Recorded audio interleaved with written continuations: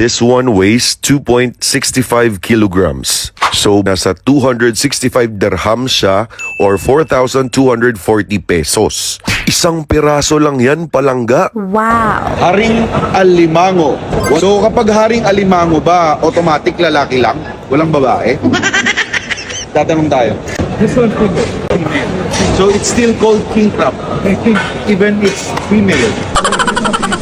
Okay, this one is female. Ayun, sabi niyo mga palangga, babae daw ito. So kahit babae siya, haring alimango pa rin. King crab pa rin. Walang queen crab. Ayun. Ang babaeng alimango ang mas maraming alige, palangga, or yung crab fat. Nako, ang sarap nito. Tara, bilhin na natin yan para maluto at makain na natin. Let's go! Oh my goodness! Parang isang buong mukha ko siya, oh. Ay, wah. Wah.